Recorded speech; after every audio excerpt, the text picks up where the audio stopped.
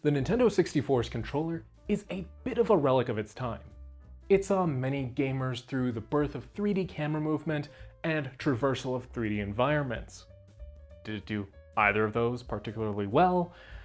Not exactly. But its unique shape and design are as iconic as they are integral to playing the games made for the system.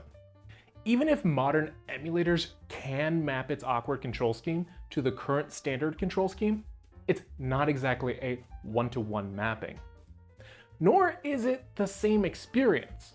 From how the controller is gripped, to what buttons are within reach of which fingers, to the feel of the trigger button, playing an N64 game with an N64 controller feels different, and, well, plays different. Yet, even if I have a couple N64 controllers lying around, they use a proprietary connector and can't exactly be plugged into any of my modern computers. Luckily, there are two rather easy solutions I can turn to. The first from Nintendo themselves, and the second from 8BitDo. Nintendo's solution is, for better or for worse, a one-to-one remake of an original N64 controller. Quite literally, hold the new controller in one hand and an old controller in another, and they feel almost exactly the same. The buttons, the sticks, the shells, there's the most minuscule of differences between the two builds on the surface, but you'd never notice if you weren't actively touching both at the same time. The main difference here comes from the expansion slot, or lack thereof. Instead of the pin adapter found on the original, Nintendo's built a module into the controller that provides rumble, USB-C charging, Bluetooth connectivity, and a few extra buttons to cover some missing input from the Switch, like home, capture, and ZR. Honestly, if you want a modern wireless N64 controller experience that feels exactly the same as an original controller, you can't do any better than this. Via Super Mario 3D All-Stars, playing Super Mario 64 with the new controller feels almost the same as hooking up my N64 to play on a modern display. If the Nintendo Switch is the main way you play N64 games, I couldn't recommend Nintendo's controller enough for that experience alone. Unfortunately, there are some downsides past the authenticity of the experience. Firstly, you can only buy one of these controllers if you're subscribed to the Nintendo Switch Online Expansion Pak, and happen to grab one in the limited window of time every so often that they're available before they sell out. You may be able to find one secondhand online, but you'll almost certainly pay a heavy markup over the $50 retail price. Secondly, while incredibly accurate to the original controller, this controller carries over one substantial flaw: the thumbstick. If you're unfamiliar with the issue here, the bowl inside the stick box wears on the tip of the thumbstick over time due to friction. When the stick wears down enough, it loses any of the tension it once had and starts to feel limp due to its inability to interact with part of the mechanism.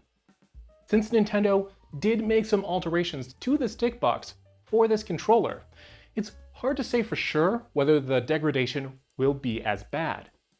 Plus, it's a problem that's incredibly cheap and easy to fix these days for original controllers using Kish bent sticks, and wear can be mitigated with a bit of well-placed lubricant. It's just a tedious repair, if it's needed at all. Lastly, while this controller makes a ton of sense as a collector's item, or for someone really into NSO, it takes some dedication to use outside that context. Connecting it to anything other than a Switch leads to some general awkwardness, which is unfortunate given the number of systems that can cleanly emulate N64 games these days. I personally use Android for N64 emulation more than anything, and quickly experienced problems after pairing it to my Fold 4. While it showed as an N64 controller in RetroArch after pairing, I did have to set the input configuration manually. Afterward, I started receiving more input lag than I've ever received on any other Bluetooth controller, and a limited degree of input from the control stick in Mario Kart 64. It wasn't a pleasant experience, and no doubt something that'd lead to a ton of people keeping this controller paired to a Nintendo Switch and nothing else. That's where 8BitDo comes in. They recently released a mod kit that allows anyone to take their old N64 controller and upgrade it to have rumble, Bluetooth, USB-C charging, and a few extra buttons. Basically, everything that Nintendo's new controller brought to the table, but as a drop-in solution for the original hardware. The module with the new connectivity even comes in this nifty accessory reminiscent of a rumble pack that slots in using the controller's expansion slot. I really appreciate the throwback here, and it's a good use of the shell's design. They go one step further though, considering the full kit comes with a lower profile N64 style Hall effect joystick box. I can't express enough how much better this new joystick feels compared to the old stick. It's a ton smoother and easier to maneuver with my thumb. Plus, the change in mechanism means there's a good chance this stick won't wear itself away over time. All of this translates into a much cleaner feel for the controller in NSO. Admittedly, it's not quite as authentic as the old stick design, but I think it's a fair compromise to improve the longevity of the device and appeal to newer tastes in controller feel. Unlike Nintendo's controller, an 8BitDo modded controller also connects to other devices without as much hassle. There's even a dedicated toggle to turn on the input mode right on the expansion module, in case switch input doesn't provide the expected results. In either mode, I connected it to my Fold 4 without an issue, and while I still had to map controls manually in RetroArch, everything felt smooth and responsive afterward. For both macOS and Windows, the story was basically the same. Nintendo's controller either didn't register or felt sloppy to use. Meanwhile, 8BitDo's controller either worked right after connecting or took an equal amount of effort as with connecting any new Bluetooth controller that's not made for the Xbox. Without a doubt, if you want an N64 controller experience away from the Switch, 8BitDo is the route to go unless you're really into troubleshooting controller issues. But there are some downsides here. The first is that this mod kit requires users to swap the board in an original controller with the new PCB created by 8BitDo. The process itself is kind of finicky, with the PCB feeling just a bit snug to fit into place and the rubber stopper up top being a pain to position correctly. As someone used to taking apart N64 controllers, I still found myself having to open and close the controller a few times to get everything situated just right. I posted a full time-lapse of my build over on TikTok, by the way. I'll leave a link in the video description if y'all want to check it out for yourself. But even if the swap were less finicky, there's also the fact that it leaves me with an extra controller board and thumbstick that I now have to worry about storing or selling. For someone like me who buys, repairs, and sells N64 controllers locally, I don't necessarily mind having extra parts lying around. Similarly, if you have a broken controller that you're just wanting to upgrade, it's probably not an issue. However, I think it could contribute to a ton of people buying an N64 controller for the first time just for the mod kit, and either tossing out functional hardware or leaving spare parts somewhere to be damaged, which doesn't fare well for the preservation of N64 controllers in general. Then there's also the price. This mod kit with the thumbstick costs $40 from 8BitDo directly.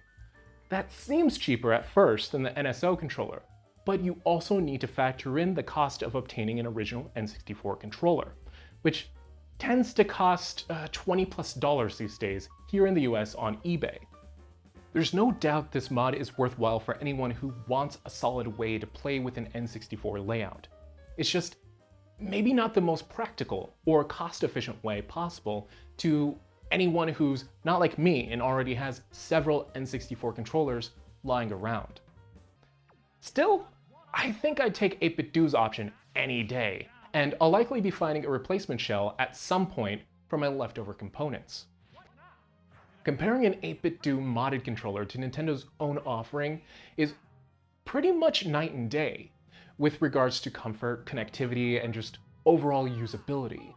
Add in the fact that, I can have this atomic purple shell as a colorway, and, well, it's hard for Nintendo to compete right now. I just think anyone who attempts this mod needs to be prepared to repurpose or sell their leftover parts. If you really like N64 emulation and want a nifty way to play it as intended, this is the best option out there. Just don't use it as an excuse to generate more e-waste. Those are my thoughts though. I'd love to know yours. Are you interested in picking up either Nintendo's controller or the mod kit? Have you already picked up one or both and have thoughts of your own to share? Let me know down in the comments.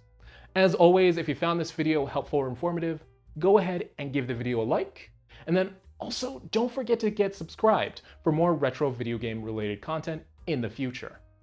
As a final note, also know that USB adapters do exist for N64 controllers.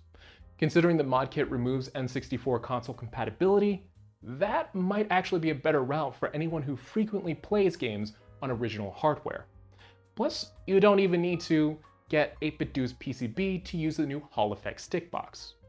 It's just less ideal for anyone else because, well, it's not wireless. But I'll leave links to all the products I mentioned in this video down in the video description, along with some links to other videos discussing the controller options and some teardowns. That's going to be all for this video though. Until next time, catch you later.